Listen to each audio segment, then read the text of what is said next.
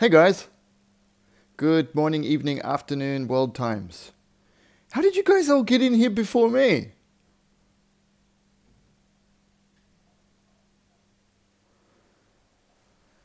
Actually I'm stinky but timely. That's dead on 8 o'clock here for Aussie time. Just want to give a shout out. Who's here? Nate. G'day mate, how are you? Yes, so were you guys able to do a chat thing before this cranks up? How does that work? Because, you know, I can't see anything. I've got a blank screen until I mash the go live button. What do you guys see? Morning, Kenneth. Blah, yo, yo. Yeah, I never thought live shows would be this entertaining, I tell you. Yeah, right. So I click on the thing, Nate, to make sure that it's got time for the thumbnail to propagate out through the interwebs. Oh, okay. So what happens? You can just see blank? It's just, you know, the thumbnail, or is it just blank? Just in the waiting screen. Okay, wow. Well, thank you for showing up early, guys. I mean, I wish I could join the waiting screen too. It doesn't give me that option. Hey, how did you like the, oh, cool. What did you guys think of the thumbnail this time? Hey, Clay. Welcome. I love your avatar. Those eyes set me off every time. Yeah, what did you guys think of the different thumbnail this time? You can get it, right? Because I do a reasonable amount of content. I need to get some stuff out pretty quick. And that one was, you know, wake up 6 a.m. Cool, thanks, Kenneth. Wake up 6 a.m. and I'm like, I need a thumbnail. Because, okay, thanks, Blah. So you got the notification straight through YouTube. That's cool too. Thanks, Stephen. Because I thought this show, one of the main things is, you know, it's to catch up with everybody, have a bit of a chat, have some fun, have some laughs. Hey, Grant. Good evening, sir. Buddy, but it's also kind of a recap of the stuff that we've all done over the past week, right? So I've got this function on Photoshop now that it allows you to put the collages together, and I thought, well, these are all kind of the photos I've been working over the past week. I wonder if they would look okay together in a thumbnail, and it really shows what we've been talking about. I thought that was kind of nifty. But who else is here today? We've got quite a few watching. There's 12 there. Just give a shout out, because one of my friends mentioned too. He said, you know, you could do something with your hands while you're doing this, but I can't talk and do it at the same time. You guys have met me. You know, I'm not that bright, and I can't. If I do something, thanks, Nate. That's really good. Thank you for the feedback. It's okay. I can read typos this early. I'm on 2.5 coffees. Thanks, Clay. Awesome. That's really good feedback. Cheers, guys. Saba-san, ohayou gozaimasu.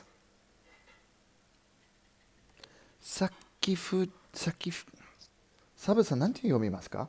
So, one of the guys from Japan has joined. Cheers, mate. Welcome. Irashaimasu. Ian. Hey, buddy. Hey, is this your first time to come in?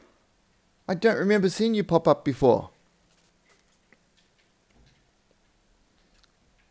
Ian's going to finish his first Maschinen Krieger kit soon, and he started before me. Sorry, mate. I had to say it. But that looks really good. It's such a classic, original AFS thing. You've got to get on that, mate. Okay, sorry about the glare, guys. I got lights set up every direction, but it seems that no matter where I set them up, there's going to be glare. It just always works that way. But yeah, I can't do the hand thing. I can't, like, you know, it was a really good idea. He said, you know, you could maybe make something while you're talking and that, but I kind of got to do... Taka, good morning. Hey. So I need to, you know, I need to keep it free, but I can't see the screen if I'm doing something too. So I've got there's a few things going on, you know, there's doing this kind of stuff, but if I don't watch the screen, I can't see the notification and the chat messages come up. And to me, I thought that was a really big part of live because, yep, this is nice paper. I have different qualities of ones for different kinds of shoots. Good question, Kenneth. So I wanted to interact with people. I mean, if people go to the trouble of joining into the live show, have you guys joined live show where it's just some dude sitting there doing stuff and you're yelling out, making, you know, cracking wise jokes, yelling out obscenities? No, that doesn't happen. And nothing comes back. So you know, I'd much prefer to be interactive with people. Okay. What do you guys want to talk about? What we've done this week or what's coming up?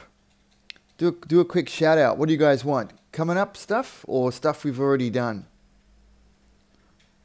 Actually, we could do both, kind of. That would work. So I don't know how much lag is in this. I'm still experimenting with it. When I yell something out, I don't know how long it takes for those messages to come back. It's a little bit like chatting with people on Mars, maybe. Well, Australia is pretty far, right? Leg. Okay. I don't understand what that question is. Leg question mark. Yes, I stand on mine. Thanks, Ian. Stuff coming up. One of the things I mentioned in the little, it is from here. Yeah, I know, right? One of the things we mentioned, and people seem pretty excited about it. Bless you, Tabs. Tabs is over there smacking away on Minecraft after breakfast. The No More Dead. Hey, welcome, buddy. Thank you. And thank you for joining the group, too. I'm sorry if I don't know everyone's names across multiple platforms. So it's kind of, you know, like I mentioned, I'm going to keep saying it, I'm not too bright. And then we get the, you know, because what have we got going now? We've got this one. Patreon people mostly use their real name. Then Facebook is real name. YouTube, we've got all kinds of names. Morning, Ivan. How are you, mate? So I was going to say Sexy Wizard. I'm so used to, I've got that attached in my brain. Sorry, guys. So across multiple platforms, we've got different names for everybody. So keeping them all. Ah, Jerome. Hey, man. Yes, thanks. Yeah, because everybody, you know, you get these names come up. And we've got Discord chat going now too. And, you know, we've got a lot of gamer profiles on there. My gamer profile on the interwebs is actually, it's based on Korean barbecue called Joe Calby, if you've ever seen it. If you've ever been teabagged by Joe Calby in the old Call of Duty, that wasn't me. That was some kid playing on my profile. Ivan, exactly, right? I have to explain, well, I'm partially produced by a sexy wizard. Sorry, guys, tangential joke. Yeah, we chucked out the idea for a group build because you know, I've been I've been trying to escape from Machine and Krieger stuff. I know I shouldn't say that, but I've been building Machine and Krieger, you know, non-stop for like 10 years. And you know, it's work too, right? And I love this stuff. It is the coolest models you can get are Machine and Krieger models, hands down. I must say that in my humblest of opinions. I just think the design philosophy and the amount of stuff you can do with them is just... Hey, Takumi-san, good morning. How are you, mate? The amount of things you can do with the Machine and Krieger models, I mean, going from, you know, this is very classic Canon sort of look, through to Edwin, it's unlimited, you're very right. One of my buddies, Edwin, he just posted, he's doing... Sorry, limited space under the camera.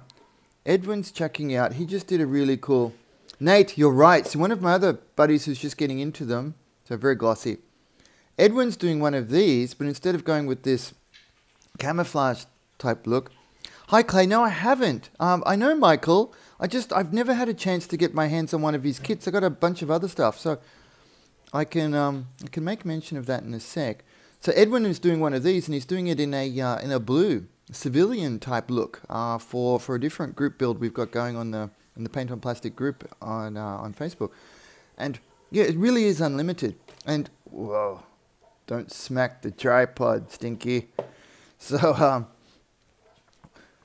Nate was just mentioning too, if you guys are used to making other stuff, I went from making like Warhammer scale stuff to oh, Leopard, cool. Diorama, yeah, it happens, bro. Yeah, I understand. they take a little bit of getting used to the first couple of kits, but you know, you'll get into it. I went from making the Warhammer scale stuff to these, and you know, I found that jump to 1/20th scale. You know, it's very liberating in some ways. You can kind of get away with a lot. Now I got to be careful how I mention this, because it's also a scale that can show up some of your mistakes. You can get away with some things in the smaller scales because the detail's just not there. But the size of these and knowing that it's a larger scale model means you can exaggerate a lot of things. So I'm kind of getting off. You know, I have a little bit of a plan to go with when I do the show, and then I start talking and it falls apart. But for example, right, when I did the texture on this fella, so there's a video of this one, and I used these tools. I used this stuff, Tamiya Basic Butty, and that. Maybe this one too, and textured it up, right? So I'll chuck that. I'll put a link in the internal comments for this on below. So and you can go for a really exaggerated texture. Now it doesn't work for all and every model. This model in particular, it really works. And it's just fun to learn. You learn what can be. Yokoyama-san taught me a really important one. He said, you know, you don't know how far you can take something until you try. And once you build up a certain repertoire of skills, it's really hard to take things too far. I mean, people who are pretty good with modeling and painting, Yokoyama-san would actually egg us on and say, dude, do it. Try to ruin that model. Try to take it too far. Try to weather it too far. And it's easier said than done. But that's just something you guys could try out. So coming up to this larger scale is very liberating in some ways, and it's very educational too. Now having said that, Jacob, cool. Yes, I know you mentioned you got the polar bear, and I think you'll really like some of the stuff you can learn on these Ma.K kits. One of the good things is too that they're made by companies like you got Wave Corporation and Hasegawa. They're made by companies who they treat the plastic so that it's very durable. So basically anything we can chuck at it, lacquer thinners, enamel spirits, everything, pretty much they're resistant to it. So they're quite good for learning a bunch of weathering techniques, etc. But yeah, I was laughing about that with you guys. So I've been trying to this year's been my big year to get away from it in a way, to build a bunch of other scales. But in developing the content, etc., I understand people are really interested in. You don't often get to hear from somebody in Japan who makes plastic models professionally, showing you how the studio models are done, right? So I understand that's a really important thing that I can give back and share with people. So I'll do a bunch more Maschinen Krieger content this year as well. But as a sneaky peek, Stinky Linc share, I do want to say I'm so excited to do a bunch of other stuff. That's why the Gunpla has been super fun, because I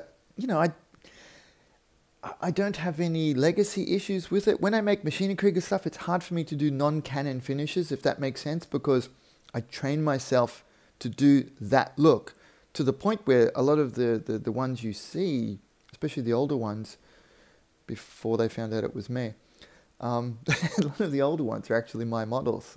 They just didn't have my name on it. Then when people found out it was me, anyway, that happened. That's maybe a discussion for another time in private over beer. But so I developed that look, and like you can see on this guy, it's very studio canon look. So I find it hard to not do that on these models. I kind of feel like it's my little obligation to do these the right way. So doing Gunpla was awesome, because we can just, I can do whatever I want. I really want to do a Macross kit. I know you guys like Macross too. I know I saw Ian mention Macross before. I'm a secret Macross fanboy. Working in the Ma.K Studio, there's a little bit of argy-bargy. Does that translate? I heard that in Australia and I had to use it again. Argy-bargy, a bit of, shoulder bumping, elbow bumps with Macross, because they're, you may figure here. I don't think so, man. No. It would be a Super Valkyrie. I mean Yeah, they're pretty cool. So I definitely want to go and do that stuff too. Maybe one of them a little bit later this year. That would be really fun too. Okay, it is again. I was thinking about mentioning that on this one. So over the years, making this stuff, writing for the companies, doing the box arts and different things has been a full-time job over the years. But about 12 months ago, my little girl wanted to grow up in Australia, so we moved to here. So I had to kind of reinvent how I do it. Japan's high-tech and not at the same time. They don't understand all the processes of phoning stuff in, doing it overseas and then sending them the content. They're, oddly enough, the publishing industry in Japan is not very digital savvy. I know, really, right? It sounds like an oxymoron, but no, really, they're very 1980s to now. It hasn't changed a great deal. Photography, techniques, everything. Because, for one thing, just for example, say Hobby Japan, you take that for example. The same guy, the actual same dude, Honma-san, does principal photography. He did it back in the 1980s for them. He's doing it now. So it hasn't changed a lot. They have new staff, etc. But you guys know, when you join a company or a business, when you come in, they say, do this. Do it like this. And they show you their way. These legacy businesses like that, they have not reinvented themselves for a very long time. Hey, Spiros. No, you didn't lose so much. And, just me talking. And, yeah, exactly, Ian. I was like a little kid when this guy was doing this stuff. That's why it was a little bit awe-inspiring. I was like, wow, when you were doing these photos the first time, I was a little boy. I'd tower over the guy. I was like a little boy. I put my hand down, like down at my knees. I was like, I was a little kid when you started doing this. That's really awesome. And he's good. Whatever you ask him to do, he can do it. And he can do most of it in camera. He does very little digital post-processing. So, he's got a MacBook Pro set up, and he shoots digitally and has them. He's reading his photos full time. He's reading his photos in real time. Excuse me. So when I think back to that world, my mind tries to flick to Japanese, and I get a bit confused. So he's working in real time, but he's got this setup, and he can produce so many things in camera. So he's not having to rely on post-video production, post-photo production. So when I'd show him things, my way of approaching it, I learnt photography in the digital age, so I'm all about software and doing things afterwards. Because, I don't want to get into too much of an aside, but when you use a digital camera, technically, even though you get a different thing through the viewfinder, the sensor captures pretty much everything it sees every time, especially if you're getting the raw format. So it is just software. There's no way about that. It's not real film, it's software, right?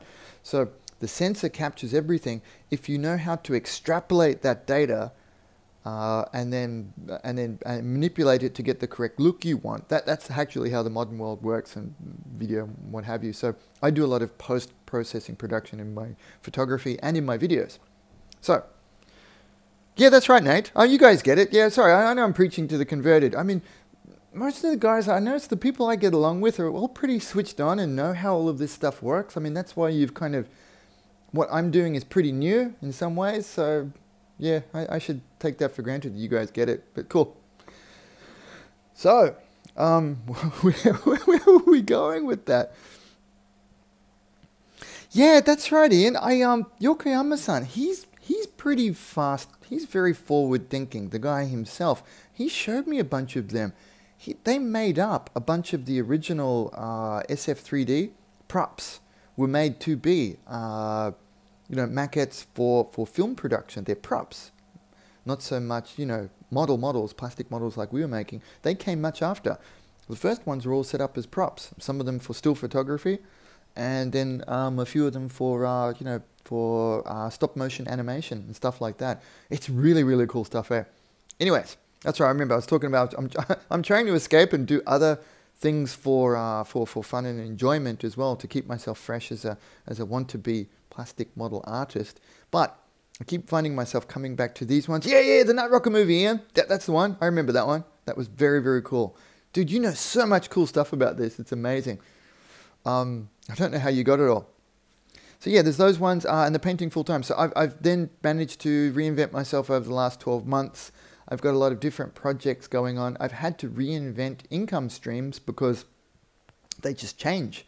I couldn't get everything from the, you know, I worked through production companies before and publication houses. I can still do limited projects for them, but I'd have to be, you know, flying up there every month or every week to be doing it.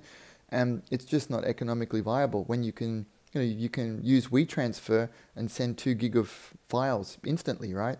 So I've reinvented that and turned it into a way that will generate revenue and pay for the family this way. So Clay, yes, I do this content production and I still do ghostwriting and produce models for some companies.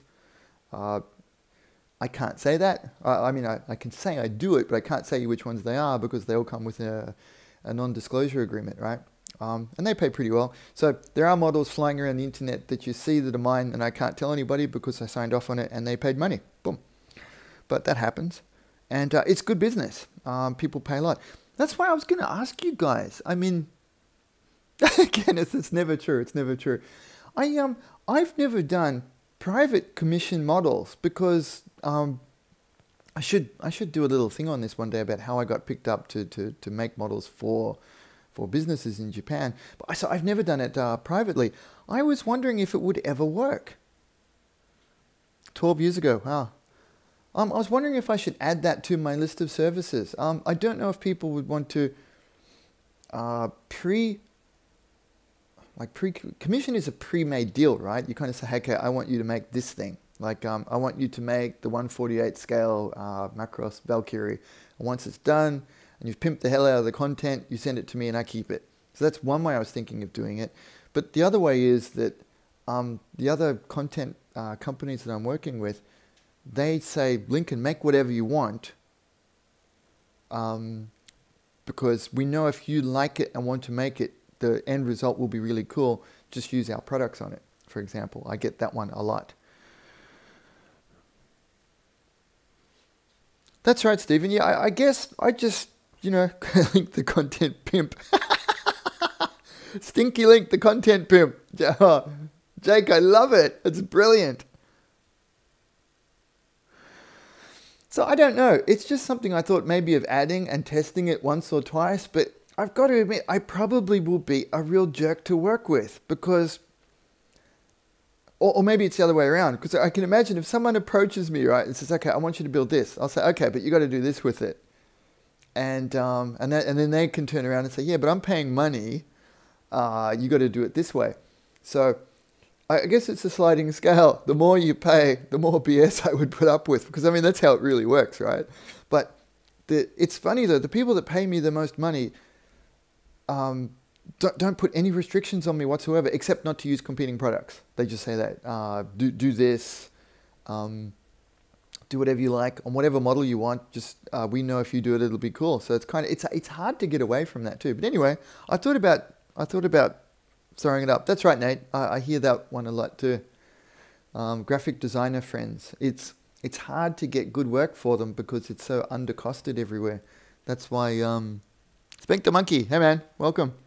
So anyway, I thought about throwing that out there, but what I am definitely going to do is that now that I'm doing this full time again, I will need to sell some of my models. It's just part of the revenue stream for supporting the family. And hey Tabs, what are you doing? Tabitha, my daughter's standing over in the background making fun of me. So I mean, that way I can make the ones I really want, make them as cool as I want, and then collectors who might want to have a Stinky Linc original on their shelf, then could have one. And I thought that could work too. And the rate that I make models, unless they get put away in, like, you know, shop windows or something, they stack up too. But anyway, and my wife's saying, get rid of these. She my wife's really funny. She understands that my models are reasonably good, but they don't care. it's kind of really funny. I'll take them over when I finish. They go, "What do you think of this, guys? People on the internet love it." And they go, "Yeah, it's okay. It looks like your usual stuff." Anyway, thanks for the feedback, guys. Yeah, I'll do up a page on it. I'll just see what happens. That's my usual MO. I mean, you got to test it. We can, you know, I really learnt that one from working with the plastic kit manufacturers, that they, lots of people would say, and when I did my own resin kits too, actually, I've got some of them coming again. I was going to hook you guys up first. I'll put them in front of my patrons first. I found a big stash of my figures, my resin figures, that we'd put into storage for some reason. I just had extra ones, so I was going to offer them to you guys too, some legit 1/20th scale Ma.K figs that might be cool for you guys. And we'll see how we go. But scale 120, you remember, Stephen? Yes, you're a good customer. Thank you, sir. So I've got a couple more of them. I think maybe a few that were in very limited release. They just, I remember production kicked off and I was sourcing them from different places, and you know, just stuff happens.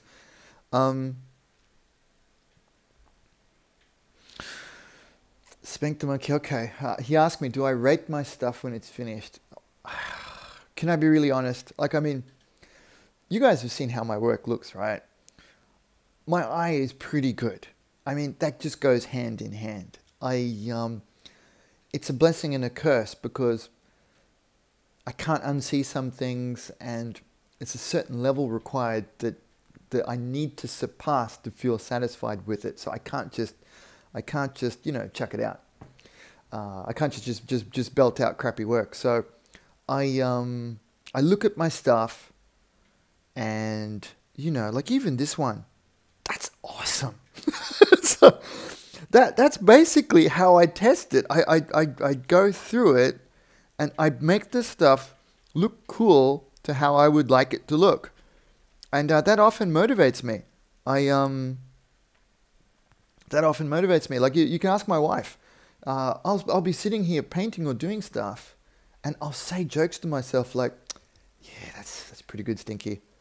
Or you know, I'll crack jokes about it too. Like you guys, I hope when you meet, you can see I'm not you know, I'm not full of myself when I say these jokes. They're total jokes. I just say stuff like, you know, "Look at that! I told you I was a genius with this. Look at that!" And then she kicks me. So that's one of the things. And actually, I find that really motivating is when I'll go and see models, or I'll see things, and I have an image of how it should look. I'll see it like Lucas Pinkman. I know how that is supposed to look in my mind. It hasn't even arrived yet. I've got the paints organized for it. I picked them out. I'm all set up. I know I should make some more mystery, some more with it, but no, I'm all set up. I know how that is going to look. So once that shows up, boom. The babe quote, you're like, that is no magic. So I know how that guy is supposed to look. I've got all the processes. I know what will be fun to show in the videos.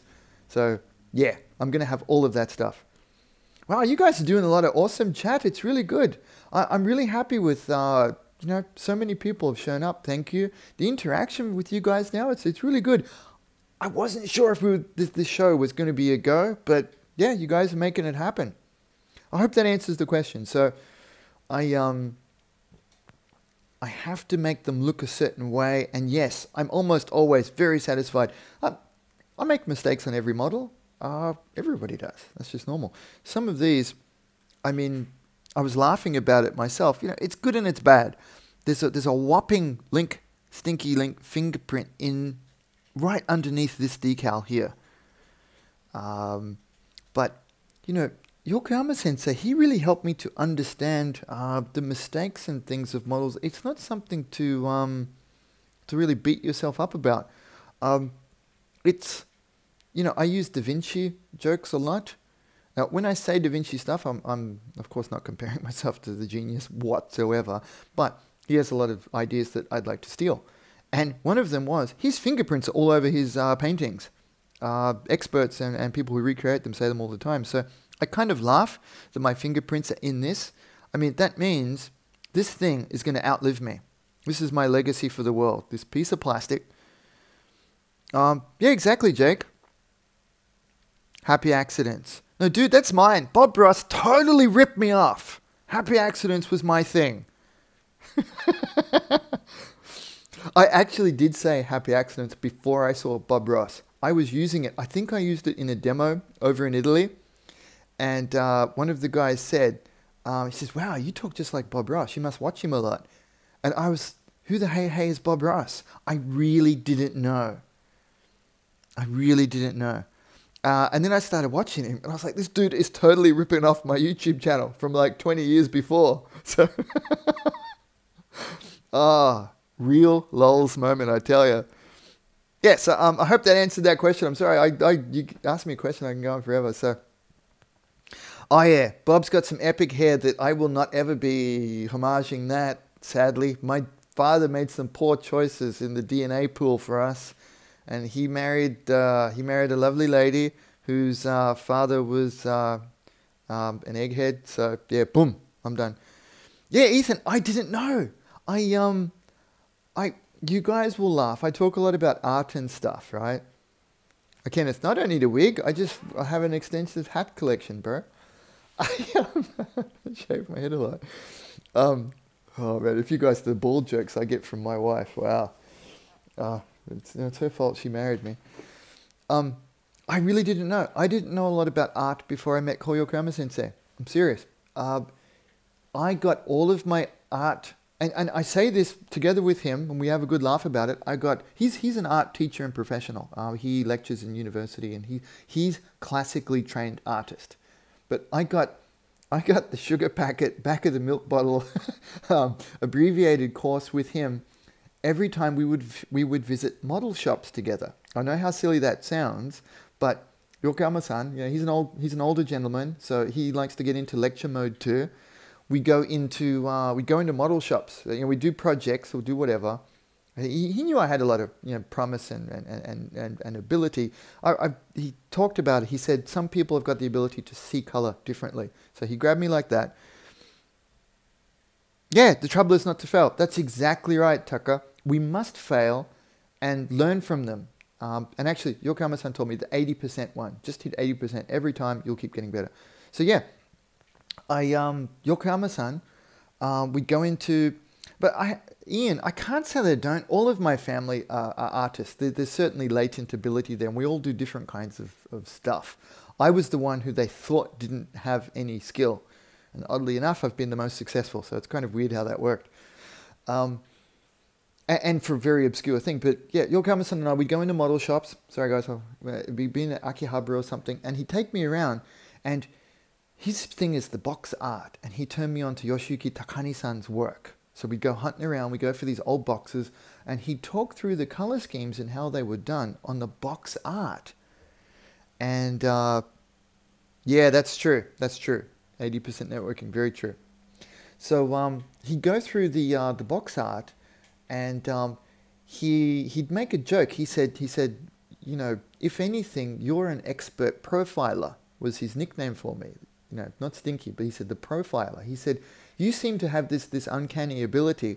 Even before you could read my books, you could look at the photos and figure out how I did it. And I was like, yeah, doesn't everybody do that? And he said, no, that's not normal. At the time, I did not know that wasn't normal. But he'd pull models out, original models, and say, how do you think I did this? And for some reason, I can kind of strip them back and figure out how they work. Okay, yeah, that's right, Ian. I imagine you were classically trained. You know a lot about proper art. And subsequent to these trips with Yokoyama-san, he really opened my eyes to this world. We'd go through the box art. I'd look at the different ways, because it was all about composition, color use, all of the classic ideas of artwork. And then we'd talk about how to apply them to plastic models. And I did that myself. So I'm not classically trained as an artist, but I studied my what off afterwards to catch up. And living in Tokyo was brilliant for this, because there's all of those high-level art shows were coming through all of the time. Sorry if my pronunciation's off, because I saw them in Japan. So Ethan, that's exactly what it was. It was an applied artistic degree with one of the best teachers in the world, and it was a real immersion, on-the-job training sort of thing too, because I'd have to keep producing things at a very fast pace. So I'm super lucky. It could not have happened better. Luckily, I could speak Japanese. If I hadn't have spent the other time learning how to speak Japanese, I would have been screwed, right? Or it just would have been wasted. It wouldn't have been screwed. It just would have been wasted, and I wouldn't have got that kind of input that I had.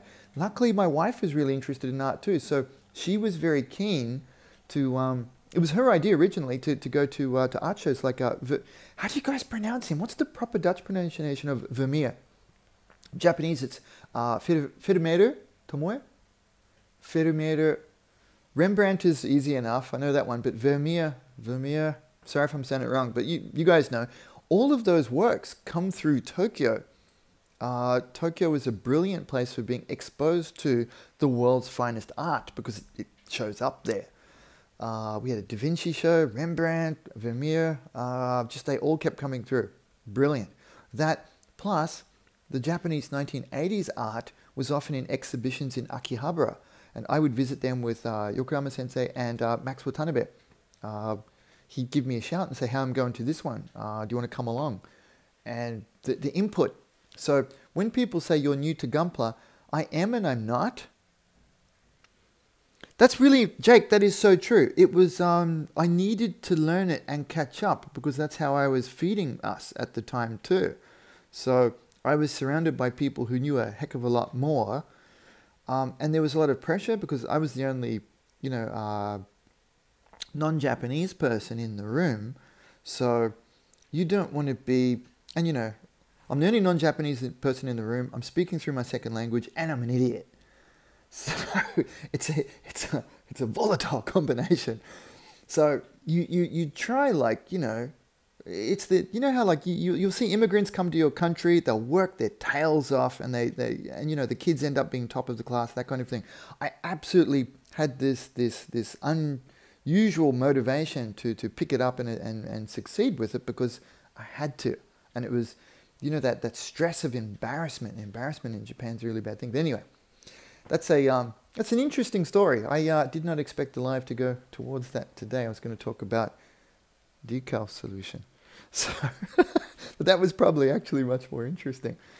Anyway, so the art way, that one was super educational. I think this topic is one of the best ones to apply that to as well.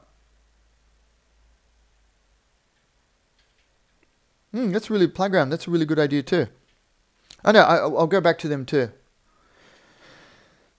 Yes, that's right, Ian. Oh, and one of the things is too, when you're in Japan, everything is cheap comparatively. I mean, your life costs crazy, but models are cheap, paints are cheap, tools are cheap, everything's cheap and easily replaceable. If you mess up one of these kits, this is like, imagine if this kit costs like, the equivalent of $15 US for you. A cheap lunch for 2 people, equivalent cost wherever you are. Cheap lunch I'm talking about too, like basic. Cheap lunch out for 2 people.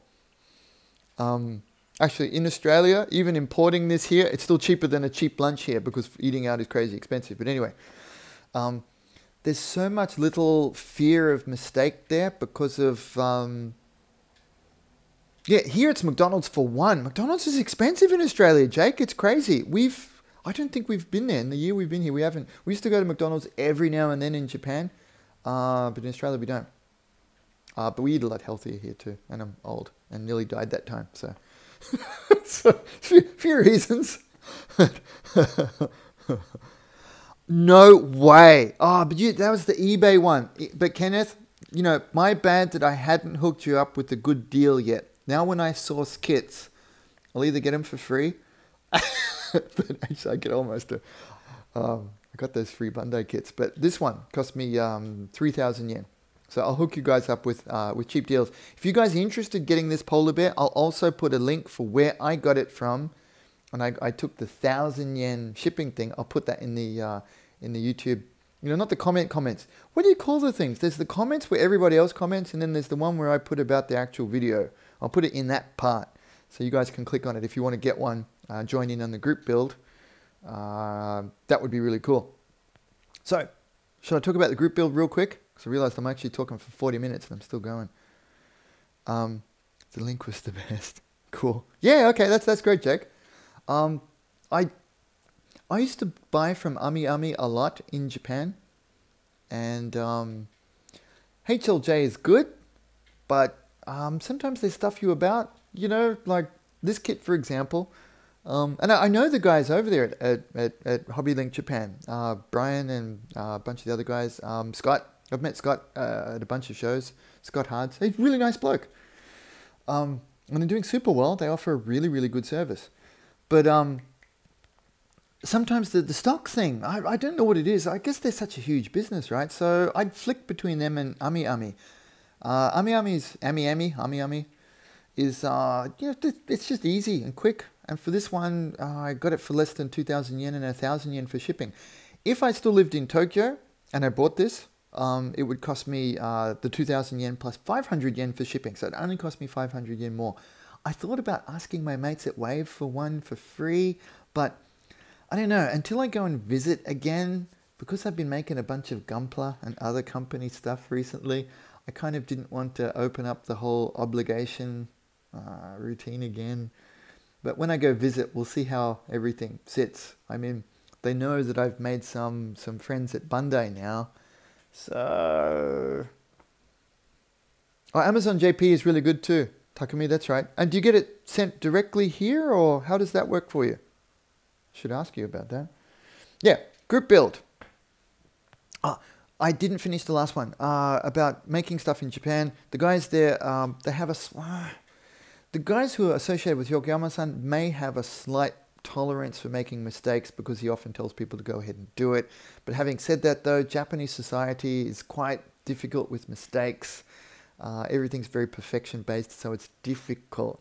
So, you know, I also think generally modelers in Japan are a little bit more adventurous because there's more of an artistic thing is accepted there. Westerners have been teaching each other for a long time to airbrush at 1.5 psi and do steps 1, 2, 3, 4. It's not bad, it works. That's the way that the Japanese companies set up the toy manufacturing factories in China. So putting a bunch of parts on sticks, airbrushing them in a simple 1, 2, 3, 4 method. It does work for mass production. If you want to give yourself a factory worker construction job from the 1980s, that's the way to do it. It's not bad. It does produce it. I use that technique too when I need to get things done quickly. That's how I produced the Grimgerde model. I did factory technique. It's fine, but yeah, I know, Ethan. That's what I mean. I did it too. I mean, when you need to do something quickly and you're under the gun, and, you know, different finishes too. Different finish. Sometimes that factory finish is what you want. However, there is also a lot more acceptability there to hand brush models in completion, like how I show you. It's just more accepted. And I guess that method didn't transfer out because you can't write an internet post, 1, 2, 3, 4, or you can't write a magazine article about it. It's something that's usually shown from modeler to modeler, face to face, if that makes sense. There's a reason. That's why, how do I say that? The idea I want to get out of my head is be careful of things that are commonly accepted because they may not actually be the best way. You guys remember Betamax versus VHS back in the day? That was a good example of it. One of them was superior, but due to, you know, being first to market or, you know, various reasons, there's reasons that can become more successful. I think some of the ways that modeling is shown in the West are successful due to the distribution technique. The internet forums are very well set up to show a 1, 2, 3, 4 systematic approach and breaking it down into steps to making a model. So then a lot of people learn it that way and it becomes the default standard. Magazine articles, the same. However, I waited until I could produce a video before releasing a lot of stuff like that. And I found that the reason I came across, or I understood this to be challenging, is because when I was asked to do magazine articles, I found it very difficult because my methodology does not break itself down into 20 steps. Sometimes it's like, you know, so I get a model and I get a brush and some paint and I paint it. That's it. And you've seen those internet memes, right? The you know, step 1, draw it, step 2, paint it. So I found that super challenging, and that's when I realized, I was like, wow, because this is not, you know, conducive to showing it in that method. However, videos work because it's continuous, right? I can walk through the process with you, cut it, point out the important parts. And that's why the hand painting of the CPIG one, it's a 50-something minute video. It's probably a bit long, I should cut it down, but that's an idea there. Okay, I hope that made some sense. A little bit long-winded, sorry guys. Group build. Thought with a very easy and accessible Ma.K kit out, I thought that's high time to maybe add that to a group build in the paint on plastic group, which I think almost all of you guys belong to. If you don't, there's a link in the comments section inside the thing below, and I'll put a link in there for you. I got started with the Ma.K genre with a slight variation of this. It was the one that comes after this. I believe, now some of you guys were in this longer than me, this came out just before I started or found. I'd seen Maschinen Krieger in the shops and SF3D, the original name. I'd seen them, but you guys will laugh. I was intimidated and scared of them. So I saw the kits and I thought, nah, I'd only made like Warhammer, Space Marines and stuff. I can't go for that sort of complexity. They've got springs and multimedia parts and stuff. Then a couple of years later, I'm working on them. It's funny, right? So I started on the Mark II kit that came after this. This one I think might have been their first release. Doesn't matter. This one is back now, and it's much fancier than the 2007 release. It's really cool. Sorry, I walked through the light.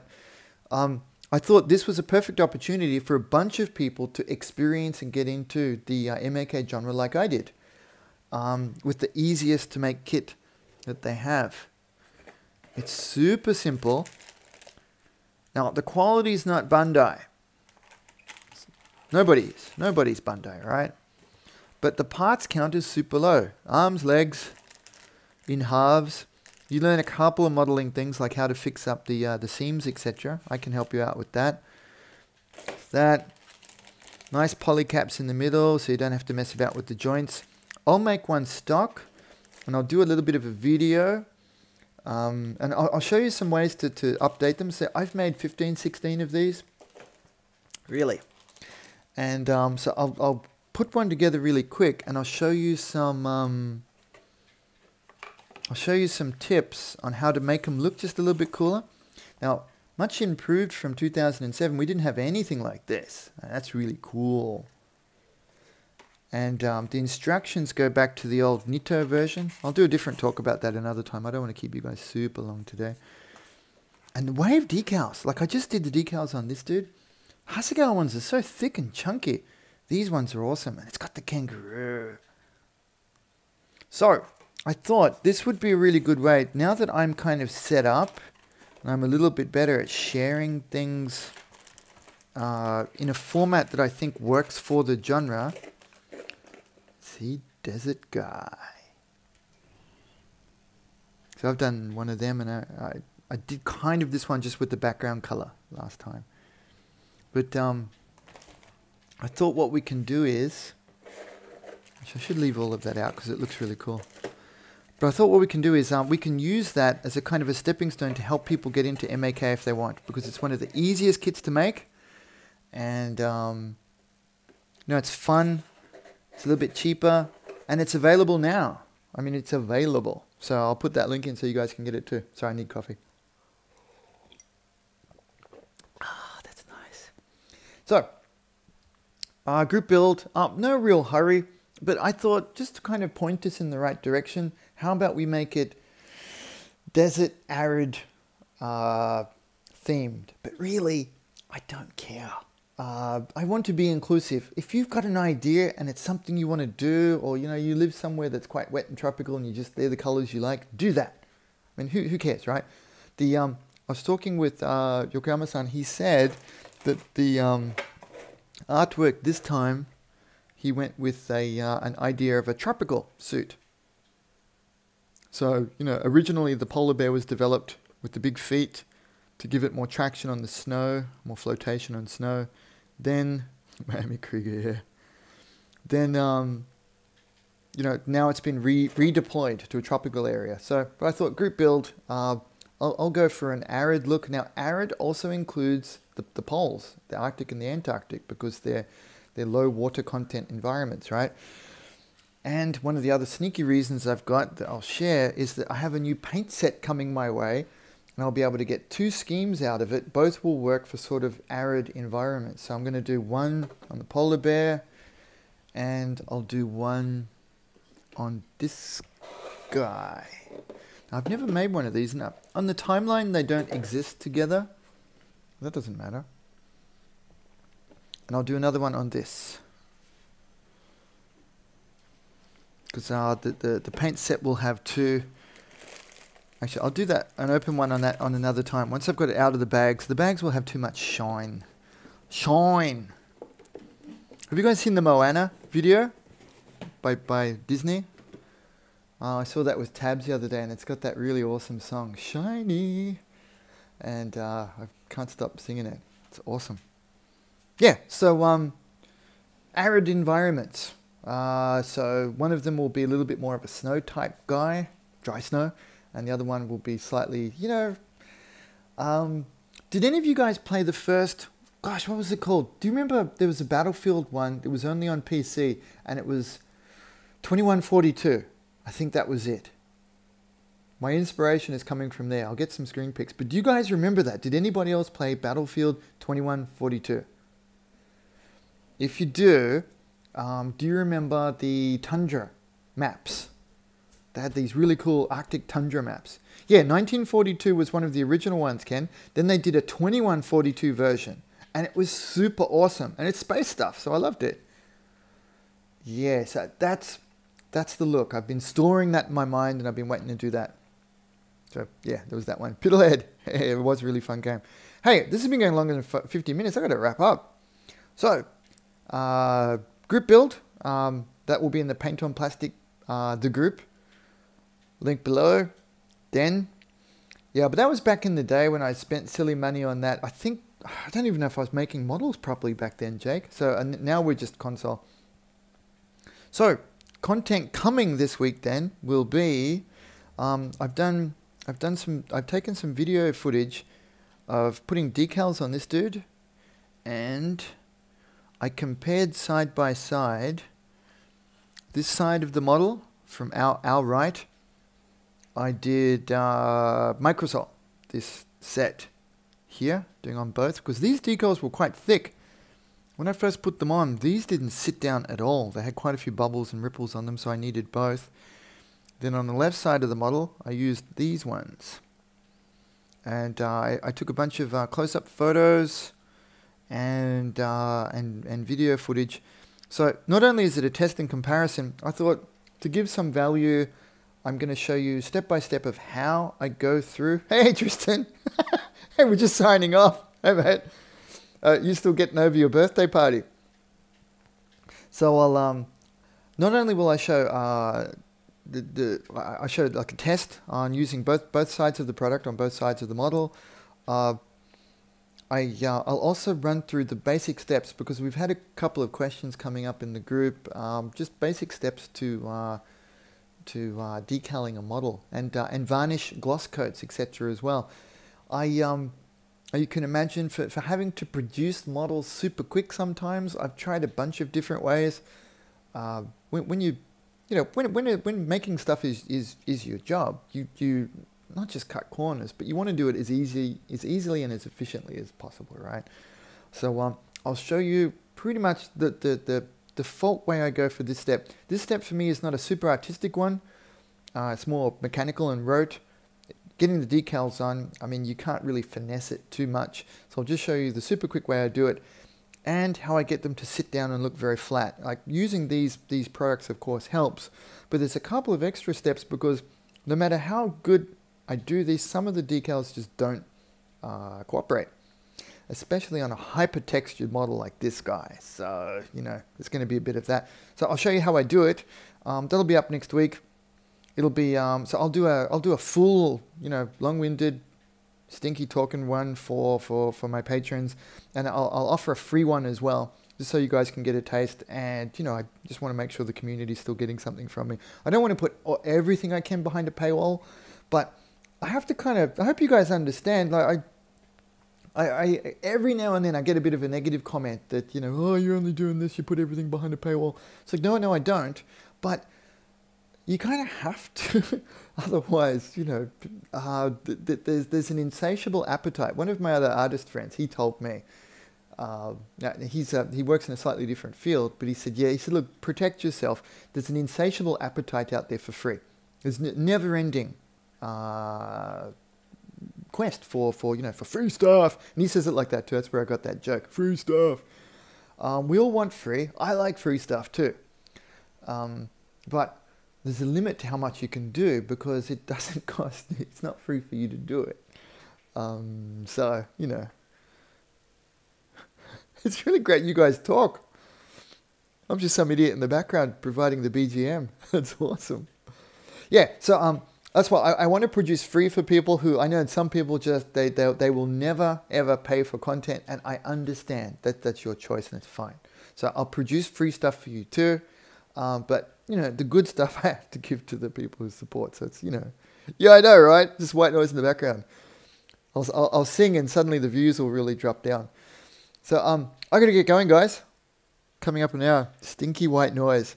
So are you guys loving the stinky joke? I mean, I've got people just calling me stinky now. Let's run with that. It's not bad. Yeah, and you guys, it must be getting late for you. I'm so sorry to keep you, you know, keep you listening, chatting, talking, ignoring me for so long. But I hope that looks cool. So I got these ones. I'm going to finish off the Grimgird, get a bunch of, that one should be finished next week. And that's the giveaway. I'll give away to you guys this month as well. So lots of cool stuff happening. I'll get going then. Thank you very much. Thank you for finally showing up, Tristan. I only waited for you to show up so I could leave.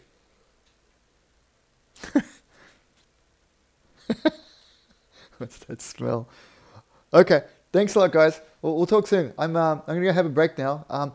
My kid Tabs has found out that there's parrots in the Minecraft update on console. Yeah, we're back to, and we're actually on an old console. We're on 360, and it works really well. But I'm gonna go play that with the kid now. So thanks a lot, guys. We'll talk again soon, okay? Have a good one. Yep, enjoy the Saturday night and then your rest of your weekend, Sunday, guys. See ya. Later, guys. Bye.